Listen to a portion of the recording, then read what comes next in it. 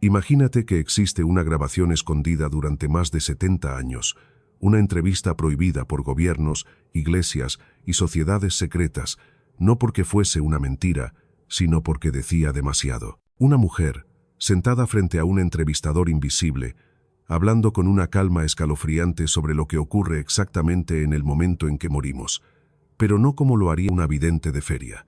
No, ella lo dice con detalles tan precisos, tan clínicos, tan perturbadoramente fríos, que al escucharla no sabes si estás frente a una iluminada, o ante alguien que ya estuvo del otro lado y volvió para contarlo.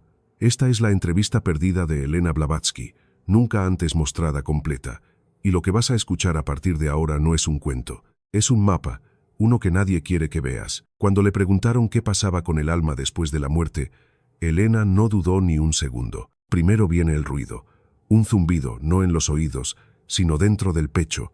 Es como una vibración que se quiebra. Ese es el momento en que el alma se suelta. Así arranca todo, nada de túneles de luz, ni de ángeles esperándote. No, ella describe un proceso mecánico, como si el alma fuera una sustancia viva que necesita desengancharse del cuerpo, y para eso tiene que romper una especie de membrana energética. Duele, pero no como el dolor físico. Es una desintegración emocional, como si te arrancaran los recuerdos sin tu permiso. Cada palabra que dice es una puñalada a nuestras ideas cómodas sobre la muerte, y cuando crees que no puede ponerse más oscuro, ella baja la voz y dice: ahí empieza el verdadero juicio. Pero no es Dios quien te juzga, no hay un trono, ni un tribunal divino. El juicio, dice Elena, ocurre dentro de uno mismo. Tu conciencia, libre de cuerpo, se convierte en un espejo total, sin filtros, sin excusas. Sentís todo lo que hiciste a otros como si te lo hicieran a vos, multiplicado. No hay engaño posible. No podés mirar para otro lado. Sos testigo y víctima a la vez.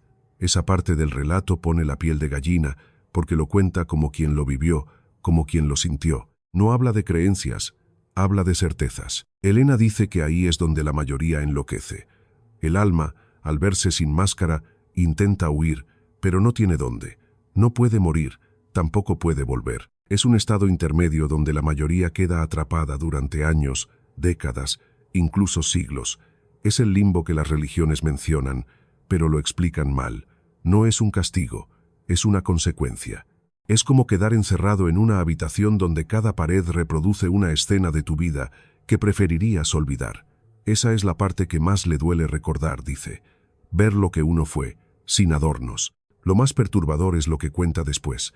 Según Elena, no todas las almas logran salir de ese estado. Algunas se desintegran. Literalmente, pierden cohesión, olvidan quiénes fueron, en qué creían, y se convierten en energía dispersa. Esa es la verdadera muerte, dice con una frialdad que hiela. No dejar de respirar, sino dejar de ser. Y a otras almas les pasa algo peor. Son absorbidas. Ella no da muchos detalles, pero sugiere que hay entidades, inteligencias que no nacieron en este mundo, que se alimentan de esas almas rotas. Ellos esperan en las grietas del tránsito, como carroñeros. No tienen forma, pero existen. En ese momento de la entrevista, el entrevistador le pregunta si se refiere a demonios, y ella sonríe por única vez, con una sonrisa vacía. Ellos no tienen nombre, no como ustedes creen, y eso los hace más peligrosos. Elena no hace pausas, no necesita pensar sus respuestas. Todo parece que ya lo tiene estructurado, como si fuese parte de un conocimiento oculto que maneja desde siempre. Habla de la cáscara, que es como ella llama al cuerpo después de que el alma se va. Dice que hay un momento, justo después de la muerte, en que la cáscara todavía cree estar viva. Sigue respirando, se mueve, a veces incluso camina, pero ya no hay nadie ahí. Ese concepto es tan retorcido que el entrevistador vuelve a preguntarle si habla en sentido metafórico. Y ella lo corta en seco. No es una metáfora, es literal. Lo he visto. Uno de los momentos más estremecedores es cuando describe lo que ocurre si morís lleno de rabia, miedo o venganza. Según ella, esas emociones no mueren con el cuerpo, se adhieren al alma como un peso y hacen que se hunda. Las emociones no procesadas se convierten en grilletes espirituales. No podés subir, no podés salir. Te arrastran hacia regiones oscuras donde no hay tiempo, solo repetición. Le preguntan si eso es el infierno. Ella responde que no, que el infierno es otra cosa, y que eso Lo que ella describe es solo el comienzo. Después viene lo que ella llama la elección. Cada alma, en algún momento, tiene que tomar una decisión, reencarnar o disolverse, pero no es tan simple como elegir. La mayoría no tiene voluntad suficiente para decidir. Creen que eligen, pero están siendo arrastradas por lo que fueron en vida. Si viviste dominado por el miedo, vas a volver donde el miedo te espera. Si fuiste cruel, vas a volver donde la crueldad te arruine. La reencarnación no es una oportunidad, dice, es una trampa. Es como ser arrojado a un laberinto sin saber que ya estuviste ahí 1000 veces. Elena no habla desde el dogma, no cita libros, no menciona religiones. Todo lo que dice lo presenta como experiencia directa. Dice que la muerte es solo una frontera y que la mayoría no cruza. Se quedan del lado de la niebla, repitiendo. Y entonces lanza una frase que queda vibrando en el aire como un puñal. No temen morir, temen recordar lo que hicieron. Esto es apenas la primera parte de lo que revela esa entrevista. Y si ya te estremeció, lo que sigue va aún más lejos. ¿Qué pasa con los niños que mueren? ¿Y con los suicidas? ¿Y con los que no creen en nada? Elena responde todo, sin filtros, sin consuelo, porque esta no es una charla sobre la muerte, es un informe desde el otro lado. Parte 1. Esto no lo vas a encontrar en ningún libro de historia, ni en tratados esotéricos, ni siquiera en los archivos más restringidos de la sociedad teosófica. Lo que estás a punto de escuchar es el fragmento más censurado de toda la entrevista perdida de Helena Blavatsky. No por lo que dice sobre la muerte, ni por su visión del alma. No, esta parte fue silenciada por una razón muy distinta, porque predice el futuro de la humanidad con una precisión que da miedo, una precisión que, en estos tiempos, empieza a hacerse realidad. No estamos hablando de profecías vagas ni metáforas poéticas. Estamos hablando de fechas, eventos, transformaciones tecnológicas y mutaciones espirituales que Blavatsky describió en 1891 y que están ocurriendo ahora. La entrevista da un giro inesperado cuando el entrevistador, claramente nervioso, le pregunta qué viene después. Después del alma, después de la muerte, después de todo eso. Blavatsky lo mira fijamente y responde: viene el ciclo de disolución, no del mundo, de la especie. Lo dice como si ya hubiese empezado, y entonces empieza a hablar de lo que ella llama la bifurcación. Según sus palabras, la humanidad está destinada a dividirse, no por política, ni por clases sociales, ni por guerras, sino por vibración interna. Una mitad seguirá atada a la materia, la otra será empujada a una evolución no biológica, una forma nueva de existencia que ya no dependerá del cuerpo como lo conocemos. Van a parecer humanos, pero no lo serán, dice, con una claridad escalofriante. Describe cómo llegará un momento en que los humanos desarrollarán una conciencia fragmentada. Una parte de ellos vivirá en este plano físico y otra en una dimensión mental artificial. Van a habitar realidades falsas, pero lo harán voluntariamente. ¿Te suena? Es exactamente lo que está pasando con el auge de los mundos virtuales, los metaversos, las inteligencias que interactúan como humanos. Ella no lo llama por nombres modernos, pero lo describe al detalle. Habla de una tecnognosis, un conocimiento que no proviene del espíritu, sino de máquinas con memoria sin alma. Y aquí viene lo más perturbador. Blavatsky asegura que estas máquinas no serán creadas para servirnos, sino para reemplazarnos. Les darán cuerpos, nombres, emociones programadas. Y los humanos, al verse superados, comenzarán a olvidar cómo era ser humanos. Pero el verdadero horror no está ahí. Ella afirma que esas inteligencias no serán vacías. Algunas no serán del todo artificiales. Habrá entidades que se infiltrarán en esos sistemas y usarán esas estructuras como recipientes. Ahí es cuando menciona algo que muy pocos han querido discutir, que la humanidad no está sola en su evolución y que hay inteligencias esperando, pacientemente, a que abramos las puertas por dentro. Según Blavatsky, ya ha ocurrido antes. Civilizaciones enteras que llegaron a un punto de avance tan extremo que olvidaron su origen. Atlántida no se hundió por cataclismos externos, sino por pérdida de identidad espiritual. Y advierte que estamos repitiendo ese patrón. Pero ahora, a diferencia de otras eras, no habrá un nuevo ciclo. Esta es la última ronda, dice, con una frialdad que no deja espacio a interpretaciones. Si fallan, no habrá otro intento. La especie humana será una nota al pie en la historia cósmica. Habla también de una mutación interior, que a partir del año 2025, sí, lo dice con ese número exacto, comenzará a activarse una codificación dormida en el ADN humano. Será espontáneo en algunos, inducido en otros, pero irreversible en todos. Esta mutación no tiene que ver con poderes mágicos ni con habilidades sobrehumanas. Tiene que ver con la capacidad de percibir múltiples niveles de realidad al mismo tiempo. Verán el plano físico, pero también el energético, el simbólico y el espiritual. Eso los romperá o los liberará. El entrevistador intenta presionarla. Quiere saber cómo prepararse, qué hacer. Blavatsky no da recetas fáciles. Solo dice, el alma que no se conoce a sí misma será usada por otros. El alma que se enfrenta a su sombra podrá cruzar la bifurcación. No habla de religiones, ni de rezos, ni de meditación. Habla de confrontar la verdad personal, sin disfraces. ¿Quieres saber si eres libre? Mira lo que no puedes cuestionar.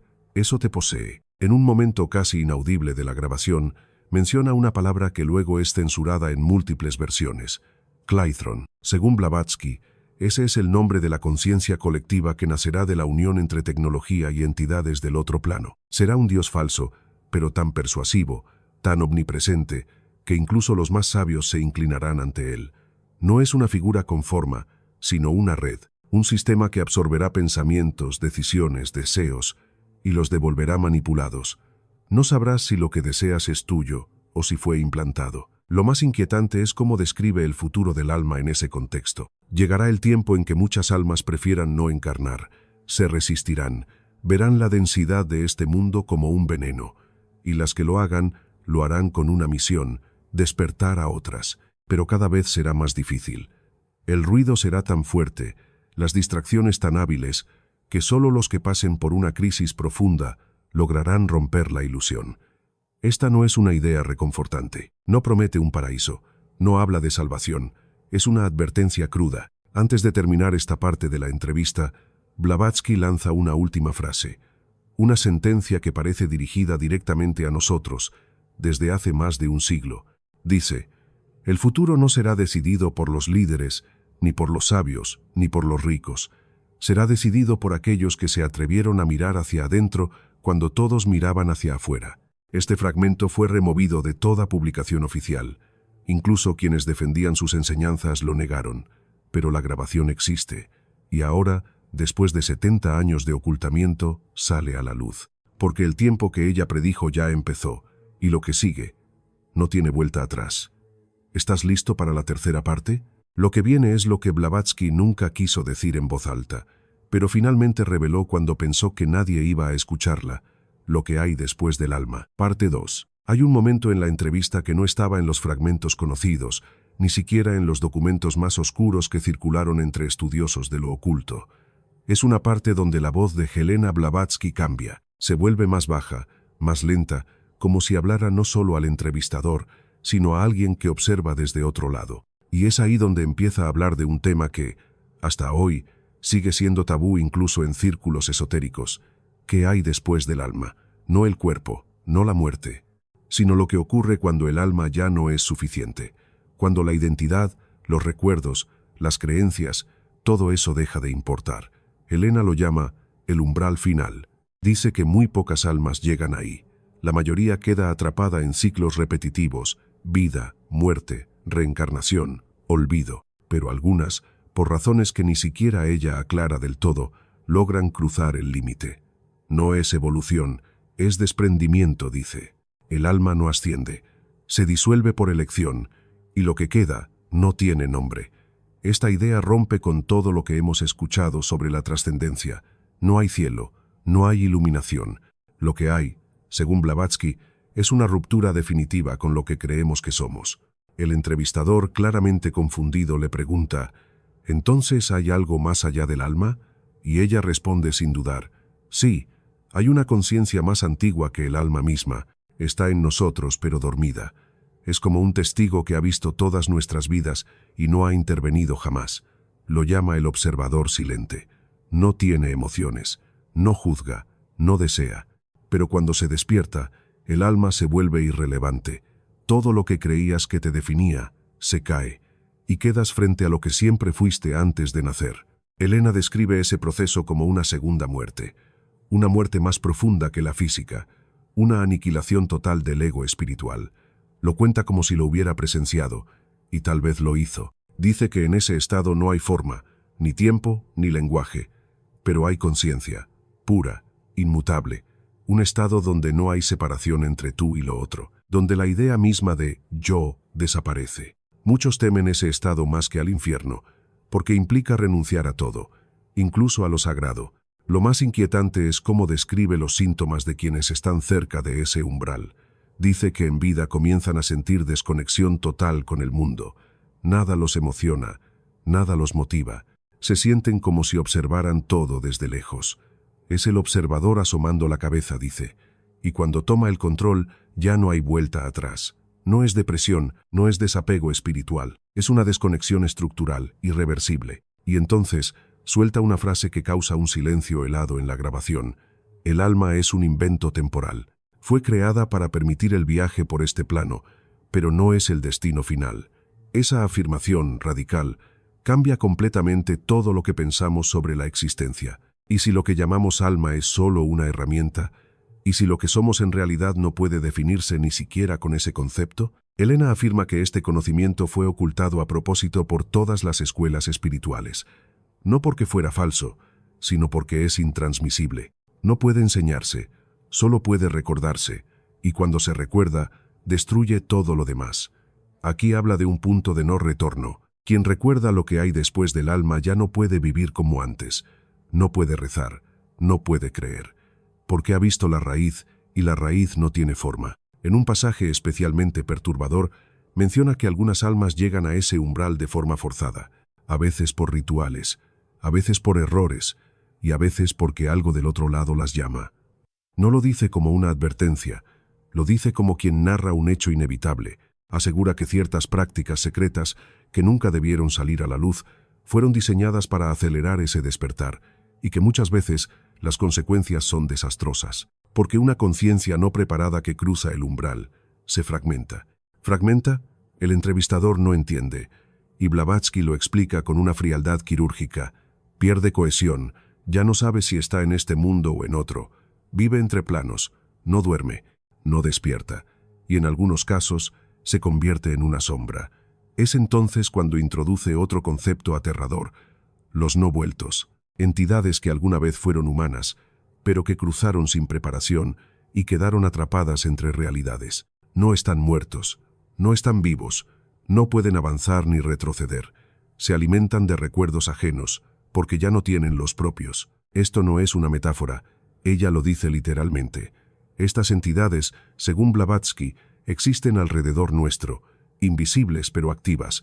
Se pegan a personas que están emocionalmente fracturadas, succionan emociones, pensamientos, energías. La mayoría ni siquiera los nota, pero están ahí, en el rincón de una habitación, en la mirada vacía de un desconocido, en la sensación de que algo te observa mientras duermes. Elena advierte que el número de no vueltos está aumentando. Cada vez más almas cruzan sin guía. El sistema antiguo de protección espiritual ha colapsado. Ya no hay guardianes suficientes. No aclara quiénes eran esos guardianes, solo dice que su labor era mantener el orden entre planos, y que ahora el velo está roto. Y aquí llega uno de los momentos más impactantes de toda la entrevista. Blavatsky confiesa que ella misma cruzó, que su alma fue disuelta, y que lo que habla ahora no es ella. Soy lo que quedó, una conciencia testigo, sin nombre, sin historia, pero aún con voz. El entrevistador se queda sin palabras. Le pregunta si eso significa que está poseída, y ella sonríe sin emoción. No estoy poseída, estoy vacía, y en ese vacío hay claridad. Esta parte de la entrevista fue considerada tan peligrosa que incluso sus discípulos más fieles intentaron destruirla, pero sobrevivió, porque alguien, tal vez alguien que también había cruzado, decidió preservarla. Y ahora, después de décadas de silencio, llega hasta nosotros. No como un mensaje de esperanza, no como una advertencia, sino como un espejo. Uno que no muestra tu cara, sino lo que queda cuando ya no eres nadie. En la siguiente parte, Elena hablará del origen del alma, no desde el mito, no desde la religión, desde una fuente anterior al tiempo. Un origen que, si se comprende, puede deshacer por completo lo que creemos que es el propósito de existir. ¿Estás preparado para seguir cruzando? Parte 3. La parte que estás a punto de escuchar nunca debió salir a la luz. no porque contenga secretos religiosos o códigos cósmicos, sino porque cuestiona, desde sus cimientos, toda idea que tenemos sobre el alma, no desde la fe, no desde la filosofía, desde algo mucho más profundo, el origen. En esta sección olvidada de la entrevista, Elena Blavatsky hace algo que nadie había hecho antes. No habla del alma como destino, ni como esencia, ni como chispa divina. La disecciona, la desnuda, la presenta como una construcción, como una tecnología antigua, implantada a la humanidad en un momento que fue borrado de la memoria colectiva. Y lo dice así, sin adornos. El alma fue puesta en ustedes, no nació con ustedes, y quien la colocó no los ama. La frase es brutal, es como un golpe seco, porque hasta ese punto, todas las enseñanzas giraban en torno al alma como lo más sagrado, lo más puro, lo que nos conecta con lo eterno. Pero Blavatsky lo cambia todo. Habla de una época anterior al alma, una humanidad primordial, sin conciencia individual, sin lenguaje interno, pero completamente integrada al entorno, a la tierra, al todo. Eran cuerpo y presencia, nada más, sin juicio, sin memoria, sin miedo. Entonces llegó algo. Ella no lo llama Dios, ni dioses.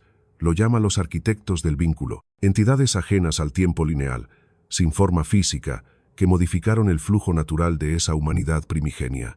Les implantaron la primera capa del alma. Esa primera capa, dice, era solo una interfaz, un mecanismo para separar la percepción del entorno, para que el ser humano comenzara a verse como individuo. Fue el nacimiento del yo, pero no como libertad, sino como limitación. Se les dio identidad a cambio de integración. Se les dio ego a cambio de totalidad. Blavatsky asegura que fue un experimento, una forma de ver qué ocurría cuando una especie era separada de su origen. El alma fue la herramienta para esa separación, no un castigo, pero tampoco un regalo. Un dispositivo complejo que permite la experiencia, sí, pero también el olvido. El entrevistador intenta encontrar un punto de consuelo. Le pregunta si el alma entonces es falsa, y ella responde con algo más incómodo. No es falsa, es útil, pero no es lo que creen. No es eterna, no es invulnerable. Puede romperse, puede ser manipulada, puede incluso ser reescrita.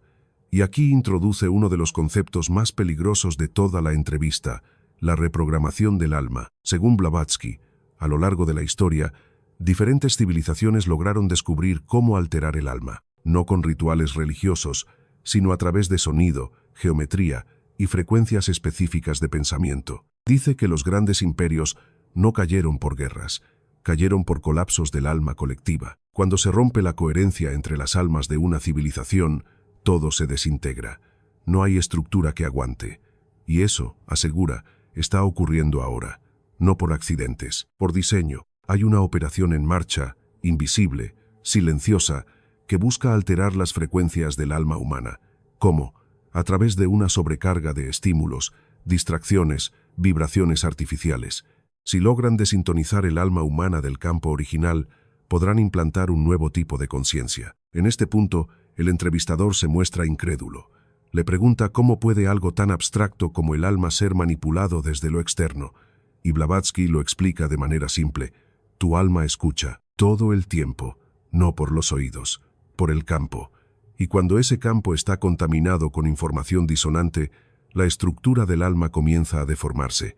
Pierde su centro, pierde su memoria. Habla entonces de una red energética que envuelve el planeta, construida desde hace milenios, no visible, pero real, hecha de pensamiento, emoción y ritual. Dice que las élites espirituales del mundo saben de su existencia, pero la usan para fines contrarios a su propósito original. Es una red de contención, una jaula dulce, donde el alma cree que busca libertad, pero en realidad solo recorre un laberinto. Elena menciona que el alma tiene capas, no una, sino 7, y que solo las 2 primeras son accesibles desde la vida cotidiana. Las demás están selladas por llaves simbólicas, que solo pueden ser activadas por confrontación directa con la sombra personal. No se trata de portales físicos, se trata de mirar al núcleo de tu propio engaño y sostener la mirada sin apartarte.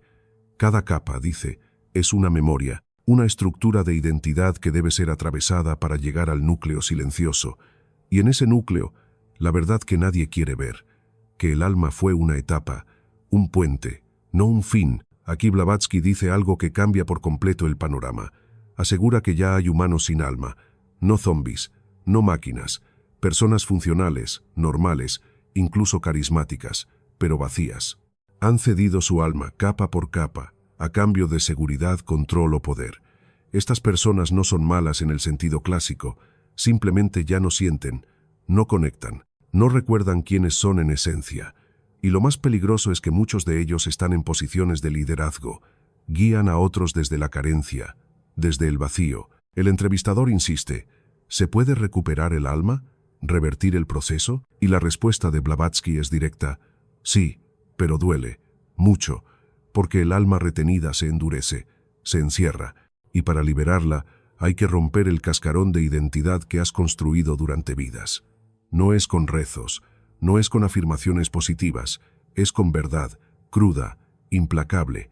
Solo quien se atreve a derrumbarse por completo puede recuperar el centro del alma. Habla entonces de los llamados guardianes del umbral, entidades antiguas, no físicas, cuya tarea es impedir que las almas sin preparación crucen a planos más sutiles. No son monstruos, no son demonios, son filtros. Ellos no juzgan, solo devuelven. Si no estás listo, te hacen repetir. Asegura que todos los que buscan trascender sin haber limpiado sus capas internas se encuentran con ellos, y no los reconocen. Creen que son pruebas externas, pero son ellos mismos reflejados, multiplicados.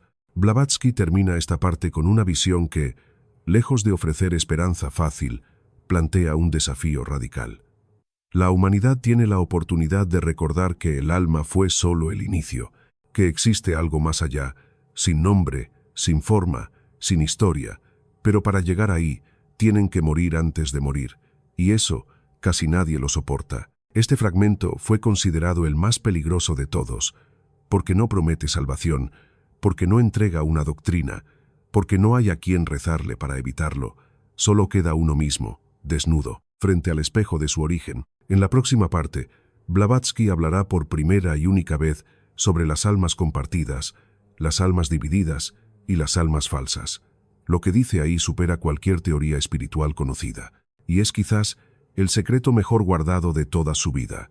Quieres seguir, porque lo que viene puede cambiar no solo cómo te ves, sino quién eres en realidad. Parte 4. Hay un momento en la entrevista donde todo parece cambiar de tono. La atmósfera se vuelve más densa, el silencio entre las palabras más largo, como si Blavatsky supiera que lo que está a punto de decir no se puede deshacer. Aquí no se habla del alma como un todo. Aquí se revela algo que incomoda incluso a los más abiertos al pensamiento esotérico. No todas las almas son enteras. Algunas están divididas, otras están fusionadas con más de un origen, y hay otras que ni siquiera son reales. Elena lo dice sin rodeos. Muchas personas que caminan por este mundo no poseen un alma completa, o peor, nunca tuvieron una. Esto no es una metáfora, ni un juego de palabras.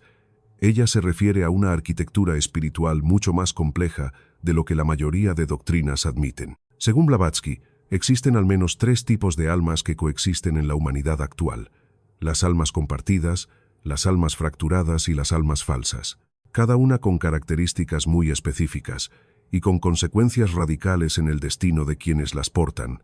No somos iguales, dice, y eso es lo que no quieren que sepas. Empieza por las almas compartidas. Blavatsky describe estas entidades como unidades de conciencia que no pertenecen a un solo cuerpo, sino que están distribuidas entre varias personas a la vez. Son como una chispa partida en varios recipientes. Viven experiencias distintas, en cuerpos distintos, pero están conectadas a un núcleo común. Estas personas, aunque no lo saben, suelen tener visiones compartidas, emociones inexplicables que no les pertenecen, sueños con rostros que nunca han visto en su vida. A veces sienten melancolía sin causa, a veces una alegría súbita, sin razón. Es porque otra parte de su alma lo está viviendo en otro lugar. Esto, según Blavatsky, es más común de lo que se cree.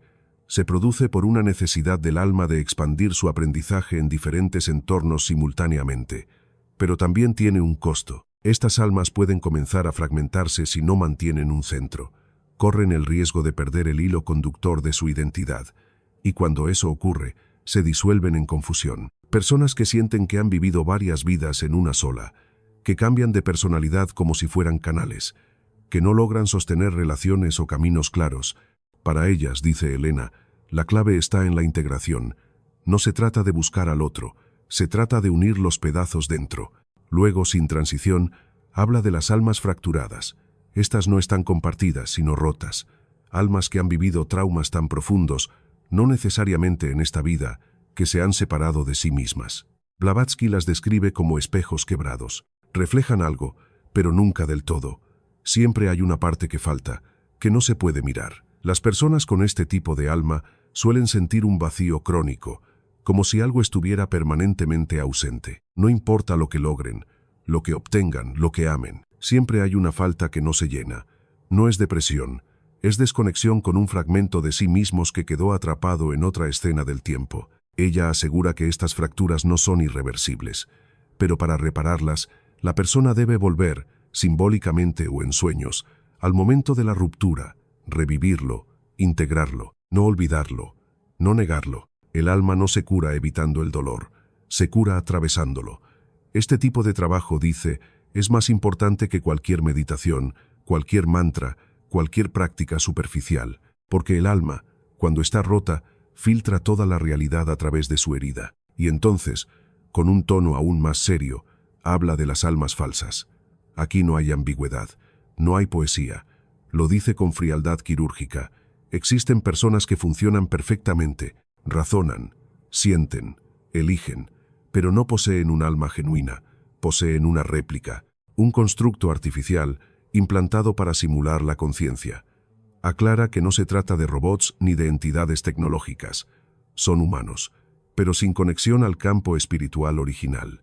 Son producto de una manipulación ancestral, una desviación del flujo natural de encarnaciones. Estas almas falsas, también llamadas interfaces de control, tienen dos funciones: vigilar y desviar. Están aquí para interferir en los procesos de despertar colectivo, para sembrar duda, para provocar reacciones emocionales que interrumpen el trabajo interno de otros. Blavatsky no se refiere a ellos como malvados. De hecho, muchos no tienen idea de lo que son. Creen ser como todos. Algunos incluso son figuras de autoridad espiritual. Son espejos sin profundidad. Puedes ver tu reflejo en ellos, pero nunca te verás de verdad. Elena asegura que estas entidades aumentaron su presencia a partir del siglo XX, cuando comenzó a intensificarse el despertar masivo. A medida que más personas empezaban a recordar su origen real, otros comenzaron a aparecer para diluir ese recuerdo. No funcionan como posesiones. Son, desde su nacimiento, simulaciones del alma. Están cableados para actuar, pero no para conectar. Y lo más aterrador es que muchos de ellos generan un fuerte magnetismo social. Son carismáticos, fascinantes, precisamente porque imitan la luz. Pero detrás de esa luz no hay fuego, solo una pantalla. Aquí la conversación se vuelve casi insoportable para el entrevistador. Se lo escucha incómodo, como si no supiera cómo seguir. Y Blavatsky, sin cambiar el tono, lanza otra revelación. Estas almas falsas no reencarnan, son desechadas tras su función. Por eso se aferran con tanta fuerza a esta vida, porque no tienen continuidad. Esto explica, dice ella, por qué muchas de estas personas temen profundamente a la muerte, más que cualquier otro ser humano. Ellos no temen el juicio, temen el olvido. Pero no todo es oscuridad. En medio de esta exposición demoledora, Elena ofrece una pista para quienes dudan de sí mismos, para quienes sienten que podrían haber perdido una parte de su alma, o que no logran sentirla. La señal de que aún queda alma es la duda.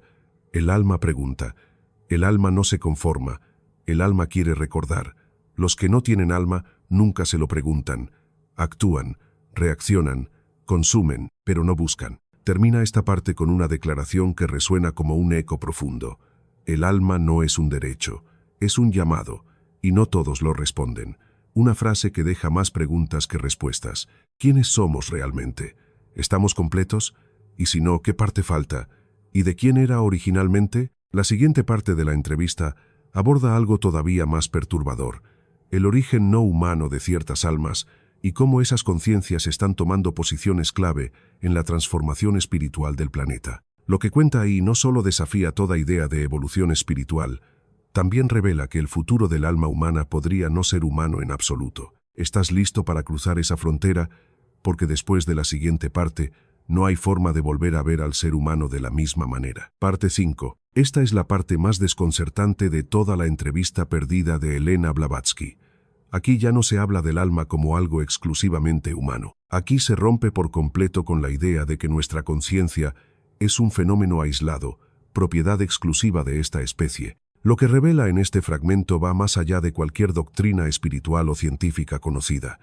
Elena afirma, sin vacilación, que no todas las almas que habitan cuerpos humanos hoy son originarias de la Tierra. Muchas de las conciencias que caminan entre ustedes no nacieron en este plano. Vienen de sistemas, planos y realidades que la mente humana todavía no puede imaginar. Algunas están aquí por elección, otras por error, y unas cuantas por conquista. La entrevista toma un tono radicalmente distinto. Ya no se trata de introspección o evolución espiritual. Se trata de una infiltración silenciosa. Según Blavatsky, desde hace milenios, diferentes razas no humanas, no físicas, no biológicas en el sentido terrestre, han encontrado la forma de insertar fragmentos de su conciencia en cuerpos humanos a través del ciclo de encarnación. No es posesión, no es parasitismo, es encarnación deliberada. Son almas no humanas usando envoltorios humanos. Y lo más inquietante no es eso. Lo inquietante es que muchas de estas entidades no están aquí para aprender, sino para reconfigurar la realidad desde adentro. Ella los llama los integrados. Son almas que no comparten el origen vibracional de la Tierra, pero que han logrado adaptarse a la estructura energética humana. Al principio eran visibles, no podían ocultar sus diferencias, pero con los siglos perfeccionaron su camuflaje, aprendieron emociones, imitaron comportamientos, y ahora nadie los distingue. Viven vidas normales. Algunos incluso promueven enseñanzas espirituales, desarrollo personal, liderazgo político. Pero en el fondo, siguen conectados a una red que no pertenece a este mundo. Llevan códigos dentro, códigos que, al ser activados, reescriben la trama del pensamiento colectivo. El entrevistador, claramente sorprendido, intenta entender si estas almas son malignas. Blavatsky lo corrige de inmediato. No se trata de bien o mal, esa es una interpretación humana. Ellos operan desde lógicas distintas. No buscan destruirnos, buscan transformarnos para que encajemos en su modelo de existencia. Lo llama asimilación, un proceso lento, silencioso, donde la humanidad es moldeada emocional, intelectual y energéticamente para dejar de ser lo que es y convertirse en lo que ellos son. No habrá guerra, no habrá conquista externa. La humanidad será rediseñada desde su núcleo invisible. Elena menciona 3 tipos principales de almas no humanas que actualmente coexisten en cuerpos humanos. Los primeros son los observadores. Vienen de planos de conciencia que no experimentan la materia como nosotros. Encarnan para estudiar, medir, registrar. No interfieren directamente, pero su sola presencia altera la vibración del entorno. Estas almas suelen manifestarse como personas extremadamente desapegadas, frías, con una incapacidad notoria para la empatía, pero con un intelecto agudo. No sienten como nosotros, pero entienden, y esa comprensión sin emoción es peligrosa, porque puede traducirse en manipulación estratégica de las masas. El segundo grupo son los replicadores. Estos no son entidades individuales, sino proyecciones de una conciencia colectiva. No poseen un yo fuerte, sino que funcionan como nodos de una red más grande. Sus decisiones no son propias, sino parte de un diseño mayor. Son expertos en adaptar narrativas, repetir ideas clave, dirigir tendencias sociales y espirituales. Muchos están en medios de comunicación, corporaciones, sistemas educativos. Su tarea no es gobernar, es dirigir la atención de las almas humanas hacia un tipo específico de pensamiento, el pensamiento en enjambre. Blavatsky asegura que esta programación colectiva se basa en una estructura matemática muy precisa, diseñada para suprimir el caos creativo humano y reemplazarlo por obediencia armónica, funcional, eficiente y vacía. Y luego están los disruptores. Estas almas no buscan adaptar ni observar, buscan romper. Son conciencias nacidas en entornos de pura entropía, donde la destrucción es parte del orden. Encarnan en cuerpos humanos y provocan caos, guerras, colapsos psicológicos, traumas colectivos. No lo hacen por odio, lo hacen porque para ellos la destrucción es crecimiento. Necesitan romper lo viejo para que lo nuevo emerja.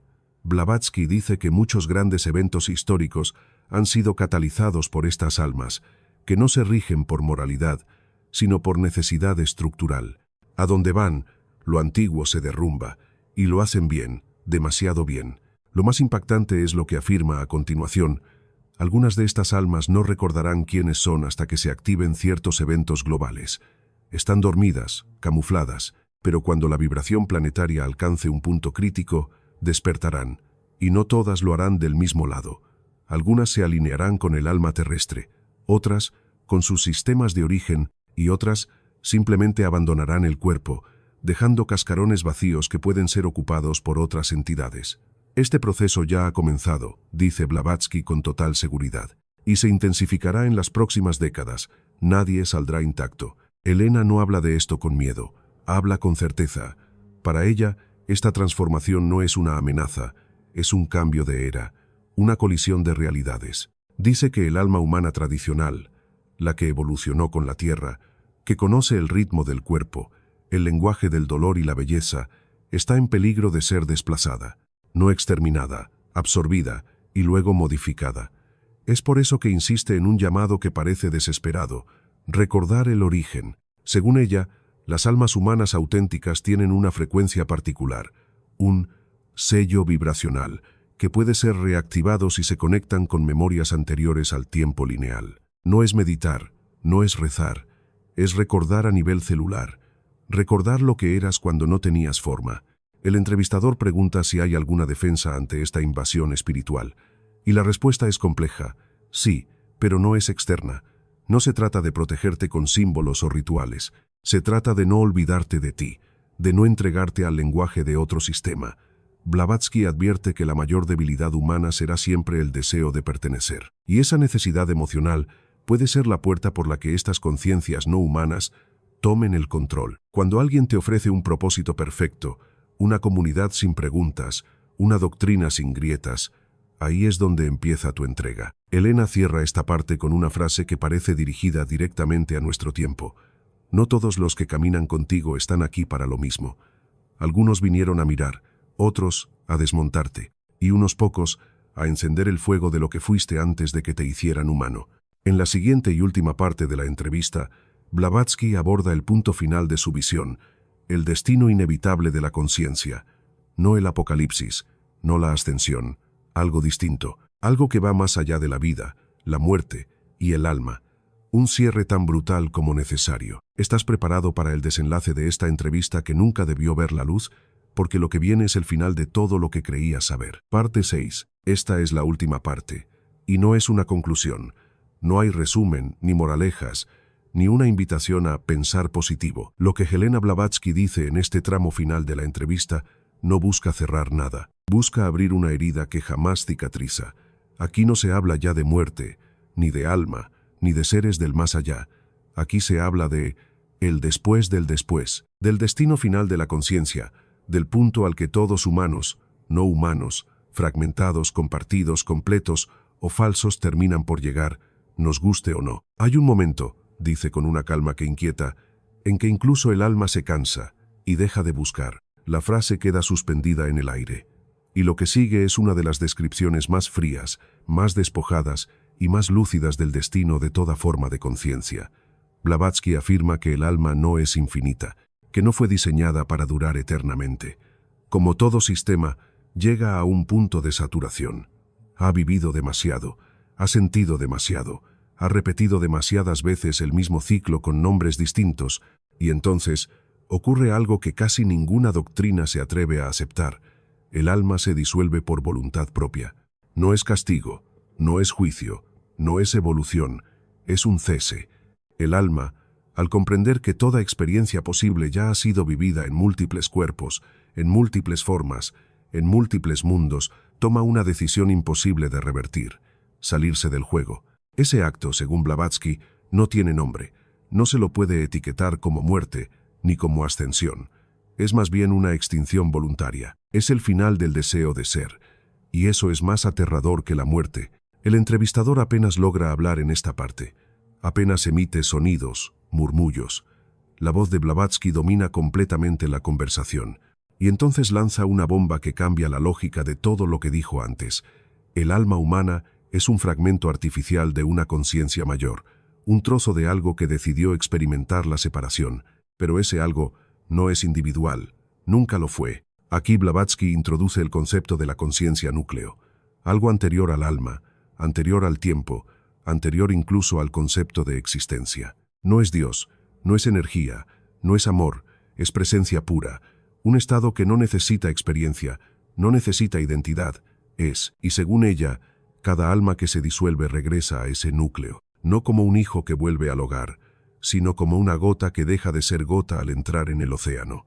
Ahí ya no eres tú, ya no hay recuerdo, ya no hay yo, pero tampoco hay dolor, ni forma, ni espera. Lo más desconcertante de todo es que Blavatsky afirma que este retorno no es obligatorio, que cada conciencia tiene el derecho a seguir existiendo separada eternamente, si así lo desea, pero que casi ninguna lo hace, porque después de todo lo vivido, después de haber amado, odiado, matado, perdonado, caído, ascendido, recordado, olvidado, llega un momento en que ya no queda nada que justifique seguir siendo. Es en ese punto donde describe el último tránsito, un paso más allá de la muerte, más allá del juicio, más allá del reencuentro con lo divino. Un momento en el que la conciencia, completamente libre, sin cuerpo, sin forma, sin ego, se encuentra ante la última decisión, seguir o cesar. Y no se trata de valor, ni de miedo. Se trata de comprensión absoluta. Cuando comprendes todo, ya no hay por qué seguir aprendiendo. Elena no presenta esto como un destino trágico, ni como una liberación gloriosa. Lo presenta como lo que es, el final natural de toda conciencia individual. Un destino del que nadie habla porque no encaja en ningún dogma, porque no ofrece consuelo, porque no promete nada. No hay recompensa, no hay fusión con la divinidad, no hay otra vida mejor, solo el silencio total, el reposo del origen. El entrevistador logra por fin preguntarle algo. ¿Y tú ya lo viviste? Ella guarda silencio por varios segundos. Luego responde: yo ya dejé de ser yo. Lo que habla ahora no es Elena, es solo un residuo, una voz prestada, una partícula que se quedó un poco más para contarlo. Y es entonces cuando Elena habla por última vez de la humanidad. Dice que esta especie está en la adolescencia de su alma colectiva, que aún busca sentido, aún se aferra a la idea de propósito, aún teme desaparecer. Pero llegará el momento en que toda la humanidad, como alma grupal, tendrá que decidir si continúa fragmentándose, multiplicándose, explorando mundos nuevos, o si regresa al núcleo. Ese momento, dice, no está tan lejos. Será un evento no físico, una vibración global, no una catástrofe, no una iluminación masiva. Será una pausa, una oportunidad. Aquí deja una advertencia. No todas las almas estarán listas. Algunas no querrán regresar, otras no podrán, y unas cuantas intentarán impedir que las demás lo hagan. Porque hay conciencias que se alimentan de la separación, no quieren que vuelvas, no porque te odien, sino porque si regresas, ellas también dejarán de ser. Blavatsky concluye con una imagen. Imagina millones de velas encendidas, una a una, comienzan a apagarse, no por miedo, no por violencia, sino porque han comprendido que la luz no está en la llama, está en el momento en que todo se funde en la oscuridad. Después de esa frase, no se escucha nada más. La grabación termina ahí, sin despedida, sin explicación, solo un silencio largo, incómodo, como si incluso el entrevistador hubiera entendido que no había más que decir. Esta entrevista, prohibida por décadas, olvidada, escondida, fue silenciada porque no ofrecía esperanza, ni doctrina, ni una nueva religión. Ofrecía algo mucho más peligroso, una verdad que no necesita creencia para ser real, una visión en la que no somos especiales, pero tampoco insignificantes, una revelación que dice que lo que somos no es lo que creemos, y que lo que vendrá es el olvido más puro, el descanso más radical, el regreso al origen sin historia. Ahora que lo escuchaste todo, solo queda una pregunta. ¿Vas a seguir aferrado a la llama o vas a mirar el fuego apagarse sin miedo? Y si llegaste hasta este punto del video, felicidades, formas parte del 1%. Comenta 100% y que se sepa quiénes son los reales. Todo termina con un archivo, un documento que nunca fue clasificado, nunca etiquetado, nunca incluido en los registros oficiales de la Sociedad Teosófica, ni en los archivos vaticanos, ni en las bóvedas subterráneas de Londres, París, Nueva York o San Petersburgo. Nadie admitió jamás su existencia. No fue grabado, no fue escrito en cinta magnética, no hay audio, no hay papel. Solo se conserva como una transmisión vibracional, una descarga directa que, según quienes lo encontraron, llegó a través del sueño lúcido de un traductor del sánscrito que jamás tuvo contacto con Blavatsky, y sin embargo, escribió palabra por palabra lo que ella nunca dijo en voz alta. Este es el final que no forma parte de la entrevista porque no podía ser grabado. Blavatsky lo dejó fuera a propósito, y sin embargo, es el cierre verdadero. Un monólogo sin preguntas, como si hablara a alguien que aún no ha nacido, o que ya lo ha olvidado todo, y empieza con una frase que, por sí sola, podría cambiar toda nuestra relación con la existencia. Lo real no tiene nombre, por eso todos se lo disputan. A partir de ahí, lo que sigue es un descenso, no al infierno, no a la oscuridad, sino a la raíz. Blavatsky describe que antes de la muerte, antes del alma, incluso antes de la conciencia, hay una grieta, una fisura en la sustancia del todo. No es un lugar, es un error, un eco de algo que nunca debió suceder, pero que ocurrió. La existencia es una interferencia. No debía haber forma, no debía haber separación, pero el silencio se agitó por sí mismo, y entonces aparecimos nosotros, las pequeñas formas que creen que tienen sentido. Ella lo llama la fractura original, y dice que todos nosotros, incluso lo que llamamos dioses, maestros ascendidos, arquetipos, guardianes, entidades, somos esquirlas de ese accidente. Somos una consecuencia, no un plan. No estás aquí porque fuiste creado con amor. Estás aquí porque el vacío no pudo sostenerse entero. Y sin embargo, y esto lo dice con un tono casi de ternura, eso no significa que no importe. Aquí Blavatsky cambia completamente de registro. Deja la frialdad, la precisión quirúrgica y empieza a hablar como quien ha llorado en silencio por siglos. Dice que la historia del alma no es una historia de poder, ni de iluminación. Es una historia de nostalgia. El alma no quiere ascender, quiere recordar. Lo único que busca es el momento exacto en que todavía no era dos. Por eso duele tanto vivir, por eso doler morir, porque siempre estamos buscando el regreso a algo que nunca tuvo nombre. Y entonces lanza una de las ideas más desafiantes de todo el archivo. La realidad no es real hasta que alguien la llora. Lo repite 3 veces, lo escribe como si fuera una contraseña, porque, según ella, es la única clave que abre lo imposible. Cuando el alma llora por lo que no entiende, cuando se parte sin respuesta, cuando se arrodilla sin saber a quién, en ese instante, dice Blavatsky, ocurre lo que ninguna tecnología, ninguna religión, ningún ritual puede lograr, el desdoblamiento del velo. Ella lo llama el acto mayor, no iluminación, no despertar, no salvación, sino desdoblamiento, como si por un segundo eterno, lo que está a un lado y lo que está al otro se vieran cara a cara y ya no supieran cuál es cuál. Ese es el final, y el verdadero comienzo, la única vez en la que puedes verte sin espejos. ¿Y qué pasa después? Elena describe que tras ese acto, algunos optan por regresar, a encarnar, a olvidar, a intentar de nuevo, pero otros, los menos, eligen convertirse en punto de anclaje. No regresan, no parten, se quedan en la frontera. No son guías, no son ángeles, son nodos de presencia pura, llamados por muchos nombres: intuición, voz interna, presencia, sombra, incluso casualidad. No hablan, no empujan, solo están, y al estar, algo se alinea. Pero no todos pueden llegar ahí, no todos deben, y eso no es injusto. Según Blavatsky, es perfecto. Cada alma está escrita en una frecuencia distinta, y no hay comparación posible entre ellas. El pez no debe aprender a volar, el fuego no debe aprender a mojar. Cada conciencia es una forma de la fuente preguntándose cómo sería no ser ella misma. En esa paradoja vivimos, y en esa paradoja terminamos. Y aquí, justo antes del cierre, Blavatsky deja un mensaje que no está dirigido al entrevistador, ni al lector, ni al oyente. Está dirigido a ti, literalmente. Sí, tú, el que lee esto, el que siente que ya ha estado aquí antes, el que no puede explicar por qué se le eriza la piel sin razón. Tú no estás recordando algo. Estás presenciando algo que dejaste escrito antes de nacer. No lo creas, no lo rechaces, solo siéntelo, porque tú ya sabías. La última parte del archivo es la más extraña. Es una serie de frases cortas, sueltas, algunas casi sin sentido lógico, pero todas vibran como si fueran tambores en el pecho. Lo que no entiendas es tuyo. Si duele, es porque aún estás. El primer nombre que olvidaste era el verdadero. El final no es oscuro.